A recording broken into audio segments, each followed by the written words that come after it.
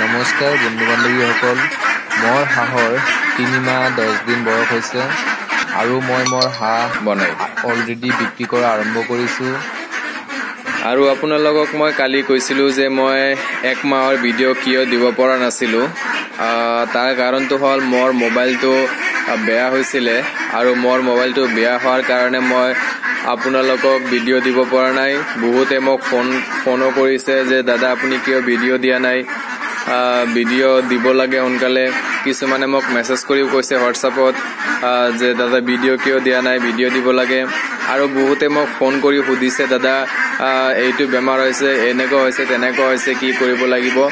মই ভিডিঅ' নিদিলেও কিন্তু বহুতক মই ফোনৰ যোগেৰে বুজাই দিছোঁ যে কি কৰিব লাগিব কোনটো বেমাৰত। তো সেই দাদাসকলে নিশ্চয় মোৰ কথা মতে কাম কৰি সিহঁতে ভাল এটা ফল পাইছে বুলি মই আশা কৰিছোঁ। আৰু ফোন মাৰি মোক কৈছে দাদা আপুনি যে যেনেকৈ কৈছিলে তেনেকৈ কৰিছিলোঁ, এতিয়া হাঁহবিলাক ঠিক হৈ গ'ল। আপোনালোকে চাই আছে হাঁহ আৰু এইকেইটা মোৰ হাঁহ হয়। ভালে ডাঙৰ হৈছে। ডাঙৰ মানে মই 200টা হাঁহৰ পোৱালি আছিল, তাৰে ভিতৰত আপোনালোকক কৈছিলোঁ 170টা, মানে কিছুমান হেৰাই গৈছিলে আৰু কিছুমান মৃত্যু হৈছিলে। তো তাৰপিছত মোৰ 170টা হাঁহ আছিলে। তাৰপিছত 170ৰ পৰা মই 80টামান মই হাঁহ বিক্ৰী কৰিলোঁ আৰু 90টামান হাঁহ মোৰ এতিয়া ইয়াত আছে।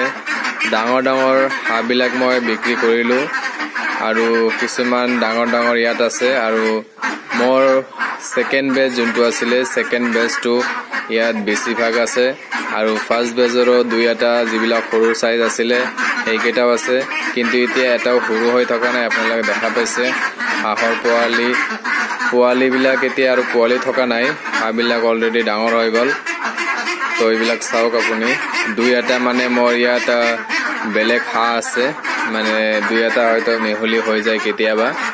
এই ডিঙিবিলাক অলপ ডাঙৰ আপুনি চাই আছে, সেইটো হাঁহ অলপ ডিঙি ডাঙৰ আছে।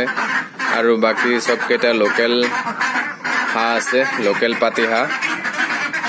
তো এয়া মোৰ ডাঙৰ হাঁহৰ ভিডিঅ'। আৰু আপোনালোকক কৈ দিওঁ যে মই ইয়াৰ পৰাই 3 মাহ 10-12 দিন হৈছে আৰু 3 মাহ 10-12 দিনত মই বহুতকেইটা হাঁহ বিক্ৰী কৰিলোঁ আৰু এইকেইটা হাঁহ মোৰ বাকী আছে বিক্ৰী কৰাত। মই ঘৰৰ পৰা বিক্ৰী কৰি আছোঁ। 2-এজন মানুহ আহি মোৰ ঘৰৰ পৰা হাঁহবিলাক লৈ গৈ আছে। আৰু যদি কাৰোবাক হাঁহ লাগে তেতিয়াহ'লে মোৰ লগত যোগাযোগ কৰিব পাৰিব। একেবাৰে কম মূল্যত মই দি আছোঁ, হ'লচেল ৰেটত। কিমান দি আছোঁ আপোনালোকে যদি লাগে তেতিয়া মই ক'ব পাৰিম।